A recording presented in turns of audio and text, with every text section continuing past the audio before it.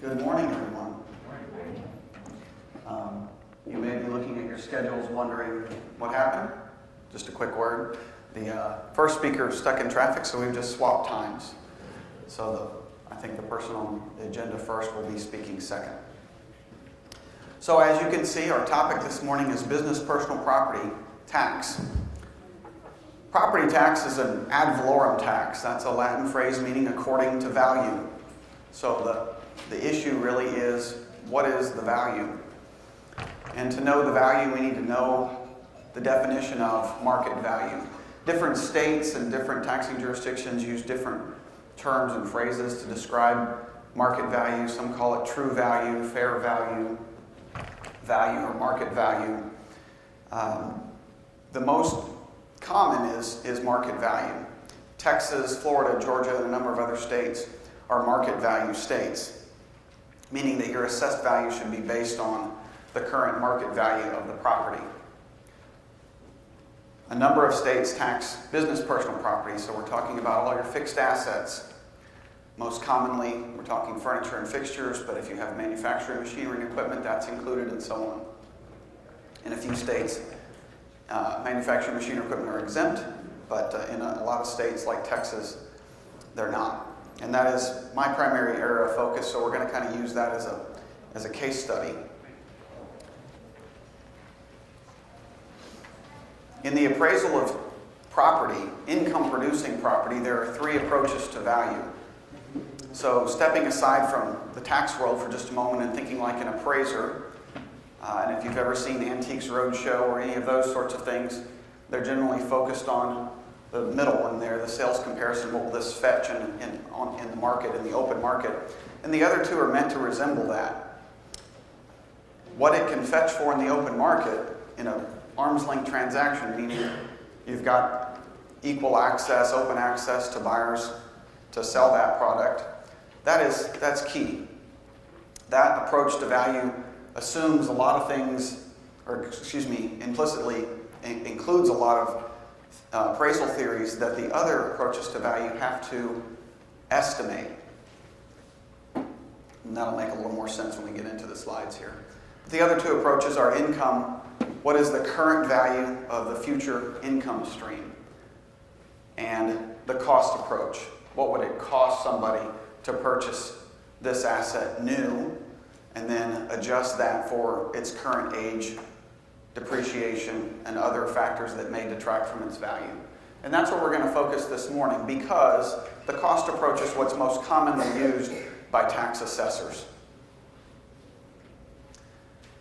So it's important to know that there are three forms of obsolescence. There are three ways of thinking about what causes a piece of property to lose value compared to its ideal condition, new, with the latest and greatest technology, fully functional, able to operate at full capacity, and all those kinds of things.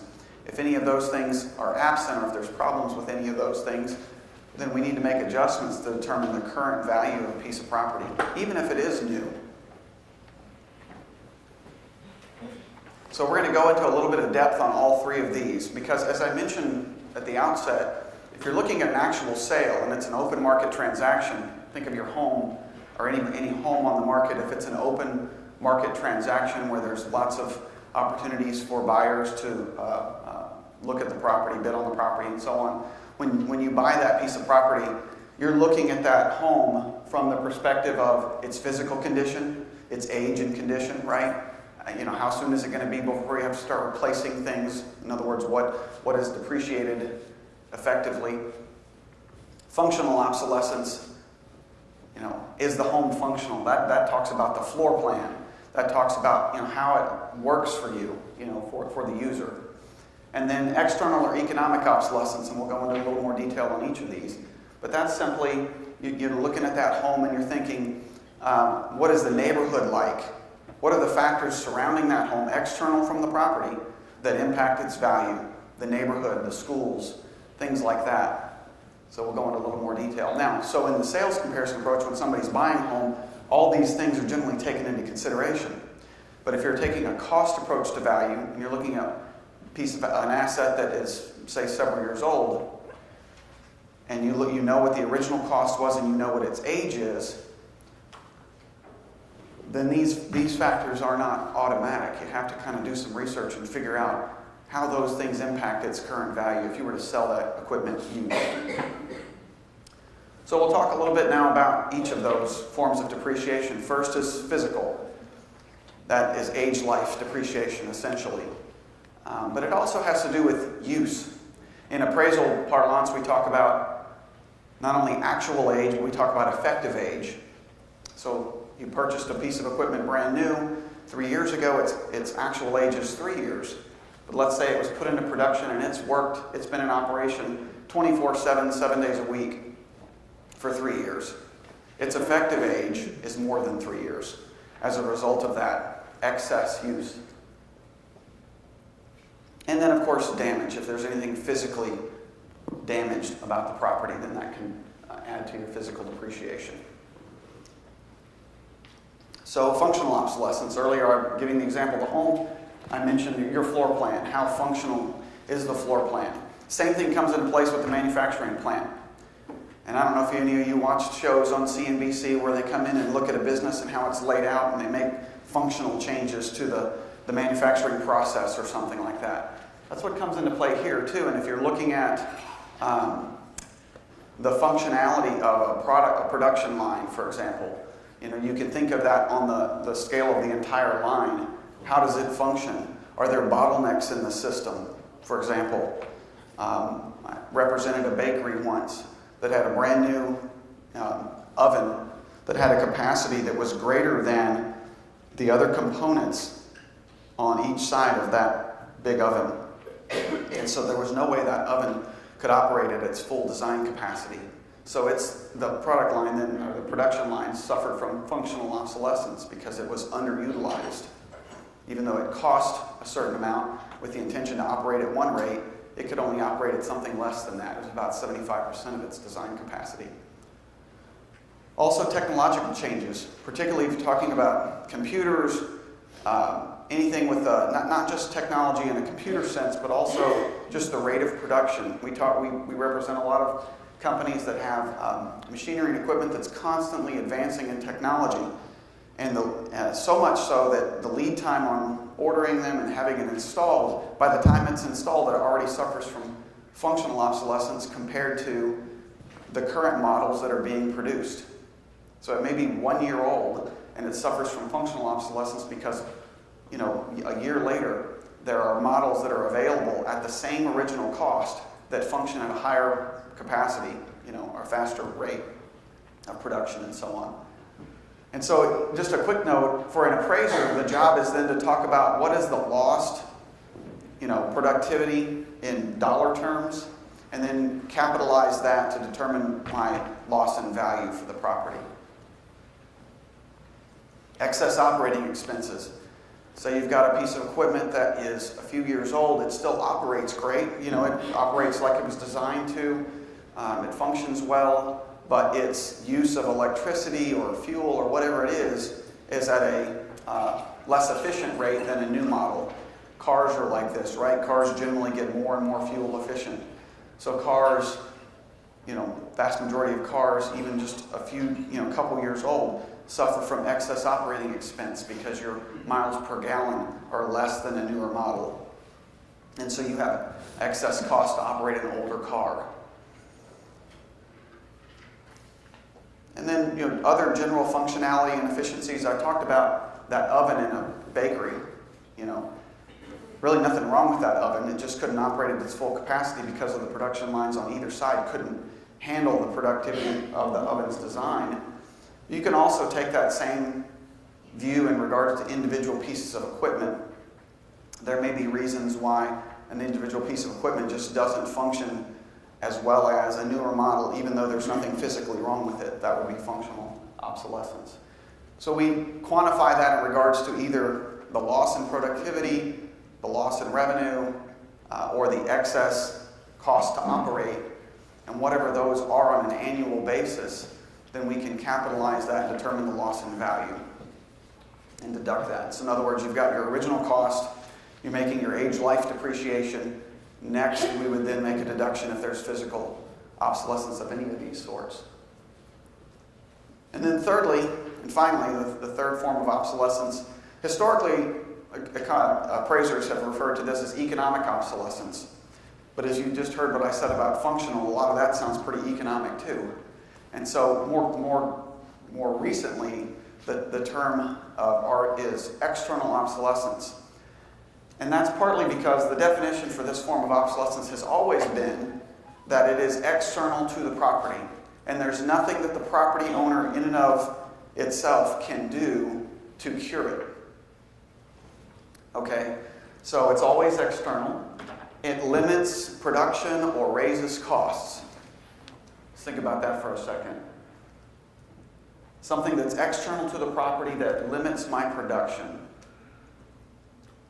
Maybe it's the supplies that I need to produce my product. And that can work with either one of those on that bullet point. Supply in regards to availability, speed of which maybe there's a slowdown in ability to get that, or maybe it's simply the costs have gone up. And so historically it's operated at a certain amount of cost for production inputs, and then those have risen, which have caused me to lose profit, so to speak. Maybe I'm operating at break even or even below a positive profit. And that loss in productivity, again, or in dollar terms, affects the value of a plant or individual pieces of equipment that go to produce a good or finished good. And then, of course, just demand or supply for my finished goods. Again, that's out of my control. I can't create demand, generally speaking, and nor can I, in and of myself, change the availability of my raw materials. But this is why companies often vertical integration is popular, so that you have a little bit more control over supply and demand of those things that are required to produce your product. But all those sorts of things, maybe it's just changes in taste and preference in the general market. This kinds of things happens with common consumer goods all the time. Taste and preferences for products changes and so on. And so as those things impact your business, your profitability goes down and so on. So we talked about one of the forms of approaches to value is income. We're talking about the cost approach now. So why am I talking so much about income? Because the cost approach needs to be adjusted to account for issues impacting my income. So in other words, cost doesn't equal value. And a little bit later we're going to talk about the difference between value in use versus value in exchange. And those things come into play again. Okay, so let me stop there for just a moment. What I've talked about so far are just appraisal principles. In accounting, you have GAAP. Appraisers have USPAP, which is Uniform Standards of Professional Appraisal Practice. All the things that I've talked about up to this point are really from USPAP. What are the Uniform Standards of Appraisal Practice? You need to consider the three approaches to value. You need to make sure that all three approaches to value include the three forms of obsolescence to determine what is today's present value. Okay, so similarities in the language, but differences as well. So let's take Texas again, and Texas isn't the only state. There are states like Georgia and Florida and others that are market value states. In other words, the statute states that your assessed value for a property should be according to its current value. But to give a little more meaning to it, let me use a specific state, my home state of Texas. The assessed value is determined on its market value as of January 1st every year. And that applies to land, applies to buildings, it applies to business personal property, which is, in Texas, all your fixed assets, not only machinery and equipment, but furniture, fixtures, computers, equipment, everything. Now there are a few exemptions, but generally speaking, it's a very, very broad tax base. In addition to that, every form of inventory in Texas is also taxed according to value as of January 1st. The protocol is cost right off your books and records, 100% of cost, that's your assessed value. But the tax code, the statute states that it is the value that a willing buyer would pay for all of your inventory as a unit in order to carry on the business. That's a definition of value in exchange, so these appraisal principles should apply. Same thing with fixed assets. It's a value in exchange. It's what would a willing buyer and a willing seller agree as a purchase price on January 1st each year for your equipment. Okay, so that's the statute. Now in practice, each county in Texas appraises all the business, personal property, all the land and buildings in their jurisdiction to determine what is the assessed value. It's not reasonable to expect that they would be able to come out and inspect every piece of equipment in the county, particularly in larger counties. And so they've come up with ways to sort of mass appraise assets. In some cases, it's as simple as a density study. You're in a particular market, you have an industrial warehouse, it's X number of square feet. According to their density studies, dollars per square foot, there's your assessed value for your personal property. Now, I'm not even talking about the land and buildings. But usually what's done, the requirement is that you file a rendition. You render listing of your assets or the market value of those assets. The rendition forms that the counties in Texas send out are blank in the sense that they provide a table where they ask you to report the original cost of all your fixed assets by age and by asset category. Now, there are generally only a few asset categories, maybe as few as 5 or 6. All furniture and fixtures in one, all machinery and equipment in another, all computer equipment in another. And if you really know what you're doing, even within those rules, there are opportunities to identify specific use assets that can be adjusted. But generally speaking, they go into these percentage good tables. And let's take a look at this real quick. You may not be able to read all the details, but what we have across the columns here are the age or the year, the expected life categories. So 3 years to 10 years. And so this year, when we're reporting assets, we're reporting them as of January 1st, 2016. So 1 year old are all the assets purchased in calendar year 2015. And then as you go on down the road, let's look at the 10-year real quick as an easy example. So 2006 would be your 10-year-old assets. First of all, you would multiply the original cost of that asset purchased in 2006 by a factor of 1.224. That factor is meant to give you an indication of the purchase price from 10 years ago to today, what it should look like, all other things being equal. Before we talk about any kind of obsolescence, just talking about the time value of money, assumed inflation, etc., over that period of time. So you inflate the original cost by 1.224. Okay? If you're thinking about how these things differ from book value, you can think about that as we go through this, because a lot of people ask me all the time, well, isn't it just the same as book value? It's not. So you've got a multiplication, original cost times this index factor. Sticking with 2006, after you've inflated the original cost by the 1.224 factor, we'll then take 21% of that amount, and that would be your assessed value. So let's say you've got something on a 10-year life. You would multiply its original cost by 1.224 and then take 21% of that result, and that would be your assessed value. And you're thinking, well, gee, it's fully depreciated on my books. And maybe you've got some salvage value, but it's probably not that number. It's probably less than that number, particularly on your shorter lived assets, computer equipment, and so on. Okay? So according to the code, this should be a representation of trying to determine on a mass basis your market value of your assets. One other note to look at when we're looking at these tables, again, looking at the asset just 1 year old on the 10-year life, the depreciation or the percent good is 92%. So you've got 8% depreciation instead of 10% depreciation. So not only do we have an index factor that raises or inflates the original cost, but we're taking less than your straight line depreciation. And then the other thing we notice is that none of these ever go to zero. So there's an assumed sort of salvage value, if you will.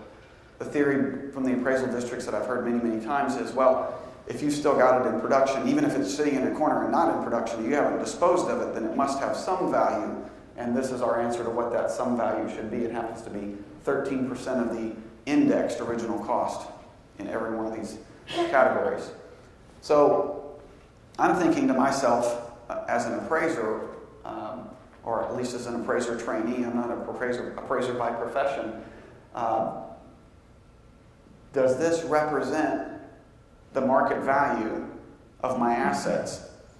Let me also keep in mind that these tables in most counties never change. Most of the tables in the counties in Texas have not changed one digit in 20 years. Okay?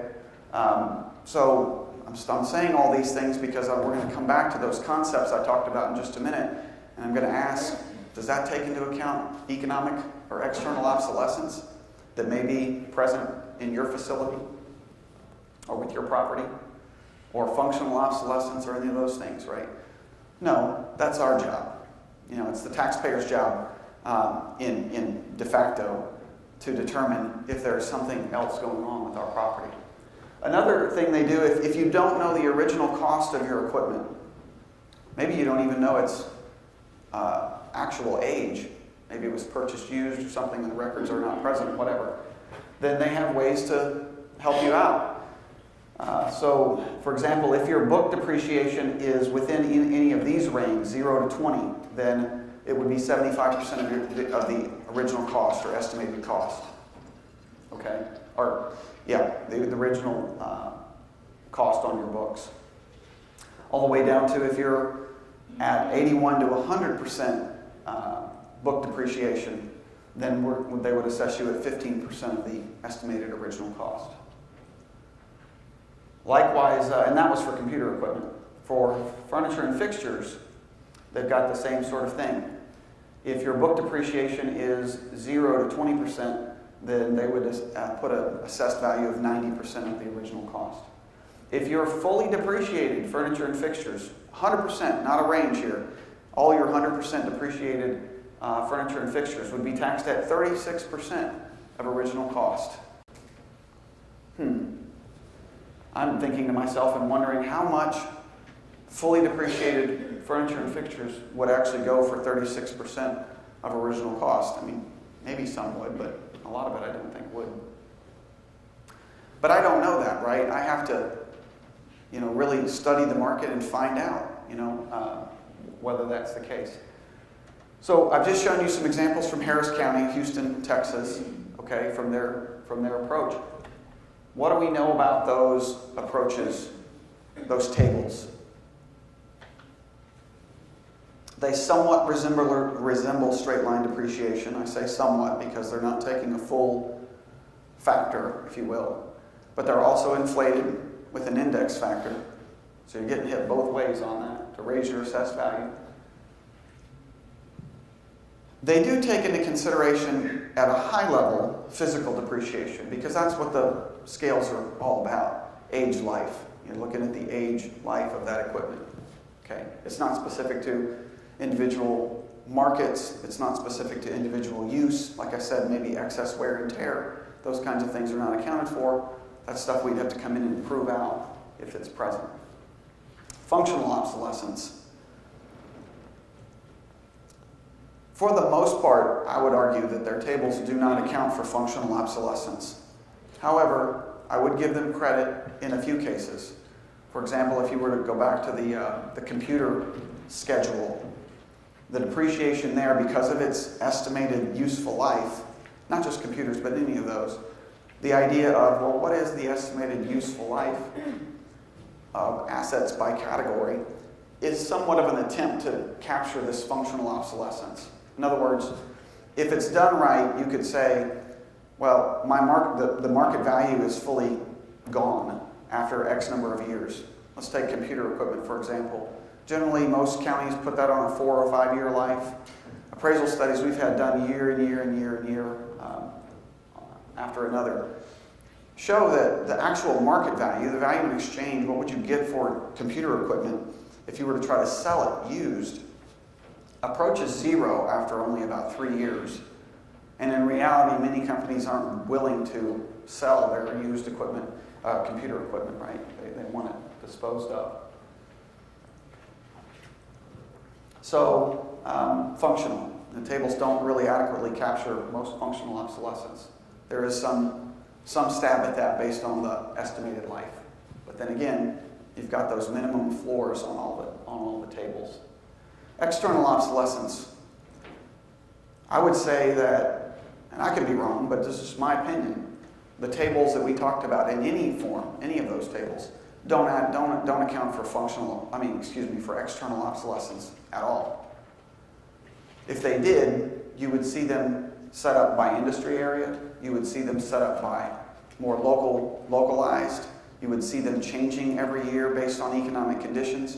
Those things generally don't happen. I say generally. There are a few examples where factors may change slightly, but they're not really capturing the external obsolescence that is present with the individual properties, real or personal.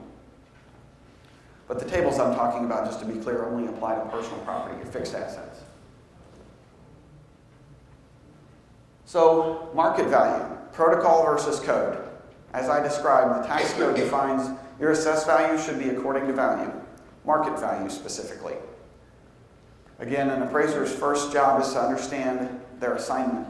Am I determining market value defined as value in use or value in exchange?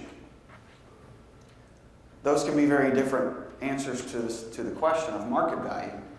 The value in use means what is the value to you in use? In other words, it's already installed, it's already in production. You are operating a going concern. You have a trained workforce. You have a list of clients. You have orders. You have an ongoing business. So the value in use is generally going to be higher, assuming you've got a business that's operating well and is well positioned and so on.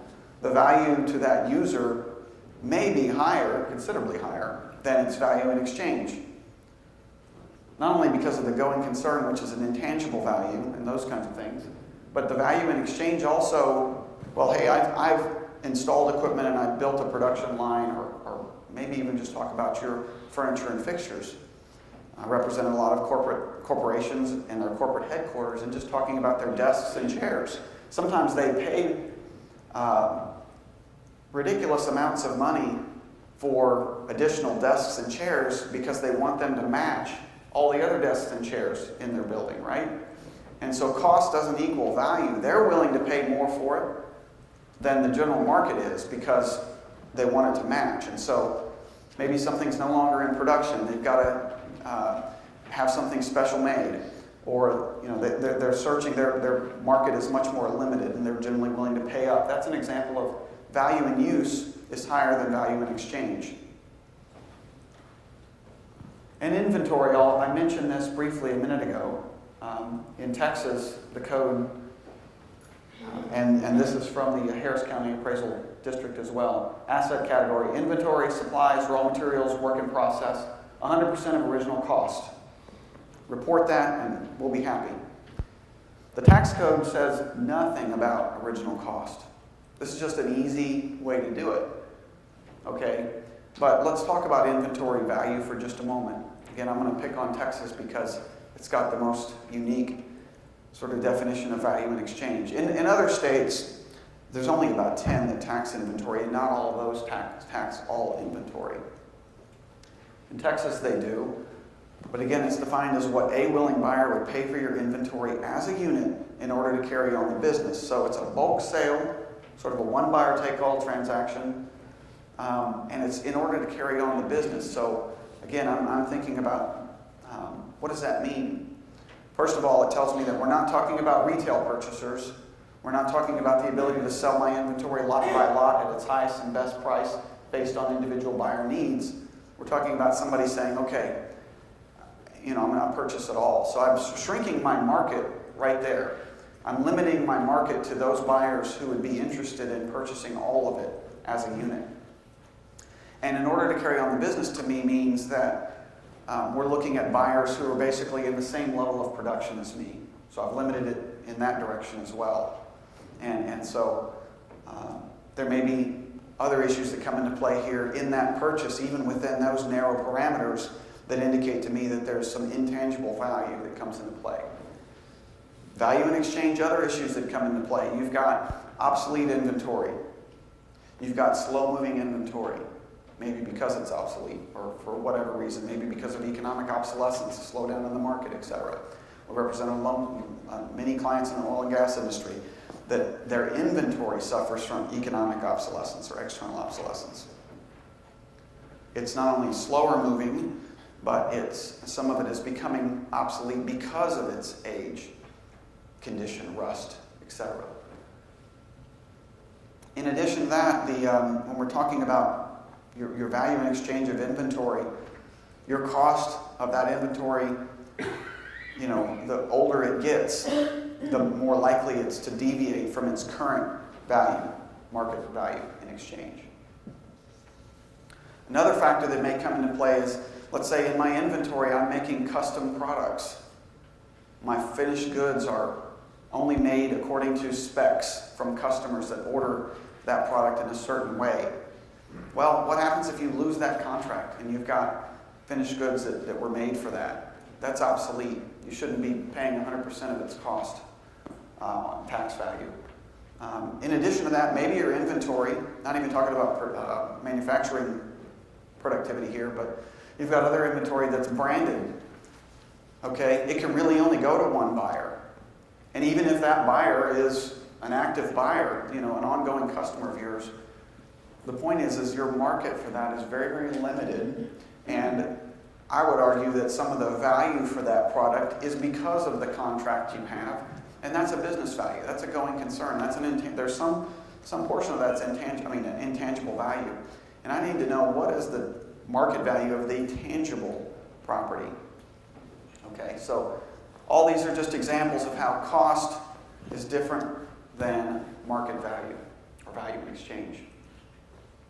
Okay, so case study. This is a very high level. The original cost is just made up numbers, if you will. But all the factors behind this table are from real example. Okay. We've got a book value here. This is an example of computer equipment, and for simplicity's sake, we're assuming no salvage value. So once fully depreciated, book value is 0. HCAD stands for Harris County Appraisal District, the middle column. And using their factors that we looked at earlier for computer equipment, that's what these costs would come out to year by year in the sum total. The original cost was $3.5 million, book value is $1 million. The Harris County Appraisal District assessment, if you were to report according to their protocol, would be $1.25 million. We have appraisal studies done every year on every asset category to determine not only what is the market value at each stage of its life, but also taking into, and I shouldn't say not only, because inherent in the definition of market value again, taking into consideration not only age, life depreciation, but functional obsolescence and economic obsolescence. When you're doing an appraisal study, you're looking at what would this fetch in the open market. I've got a 3-year-old computer, what can I really get for it? Of course, the answer to that somewhat depends on the piece of equipment itself. That's kind of comes into play from the original cost. All these are worked from the original cost. Okay, so in other words, the better the computer is, the more likely its original cost was higher than a slightly less computer. And the indicated market value from that was $552,500. Okay? So if you had reported costs on the Harris County Appraisal District's tables, the assessed value would be $1.25 million. The indicated market value was $552,000. And the combined tax rate on these is about 3%. So you can see where the tax savings would come into play. Now, the wonderful thing about my job is that Harris County considers this an absolute. Harris County considers this an opinion of value. And they're right. This is an opinion of value. This, however, is not, in my opinion, an adequate representation of market value. Okay? And so the case that the assessment that the jurisdictions make is that we've got to treat all taxpayers the same. And in states that I mentioned before that are market value states like Georgia and Florida, even though their code definitions of market value, they also have code requirements that you report cost and you start on that basis of the appraisal districts. And they may be state mandated tables. In many states, there's state tables. Whereas, as I mentioned, in Texas, there are 252 counties. Every one of them has their own tables. Some of them do use the same ones, but they have the right to develop their own. So what I've got to do is come in and prove out on the basis. I can't just render this number without some kind of proof. I mean, I can, but I'm not likely to get anywhere with it unless I've got some kind of backup. And so the county could still come out with some estimation of value, anywhere in between here or higher. They have the right to produce any opinion of value they wish. It could be based on your historical renderings or assessments or whatever, or their own property tour. They can call and schedule a tour.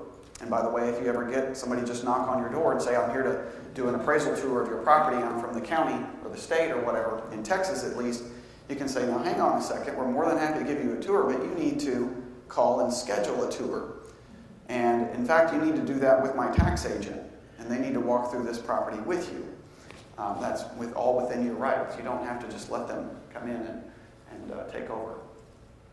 So another example, this is from machinery and equipment on a 15-year life, where the original cost, because of the 15-year life, I haven't given all the details here year by year, but the total original cost was $9.6 million.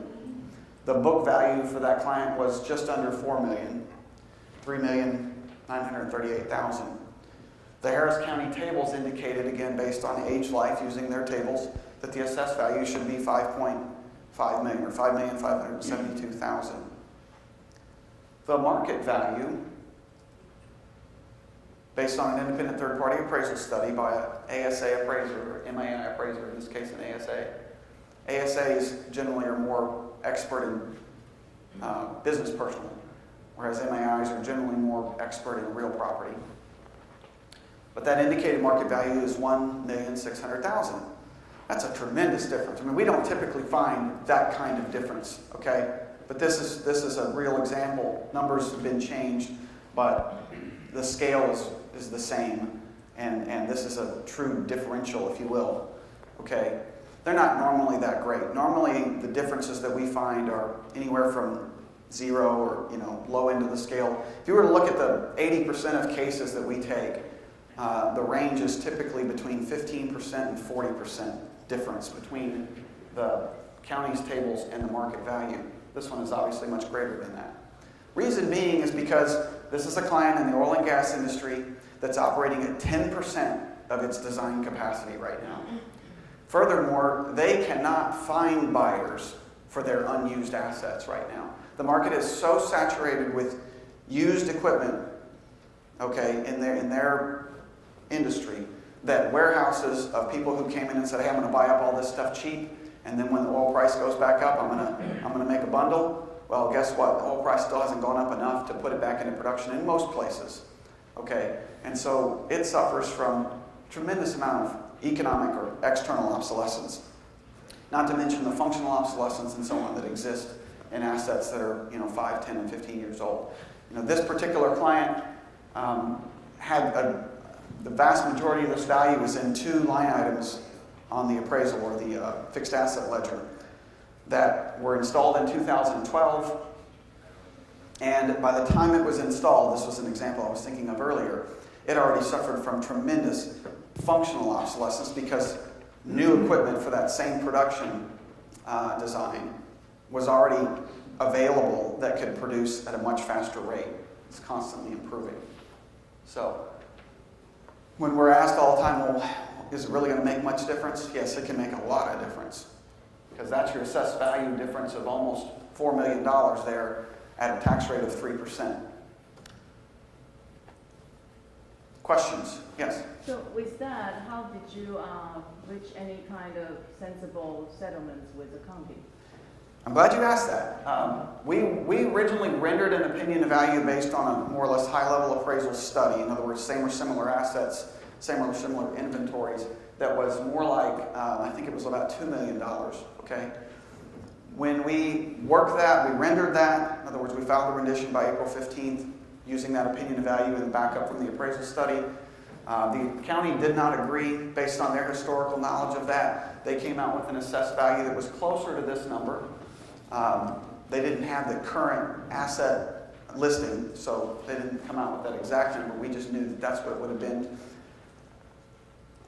We were successful in the in the appeal process at the administrative level to reduce their original number. I think it was about 5.8 million down to about 5 million. Even the appraisal review board agreed with most of our case, but at the same time they said, well, you know, the county thinks this, and the county has all these numbers, and the county's saying that you need to treat all taxpayers equal. And of course, part of my case is to say, we're not here to represent all taxpayers in Harris County.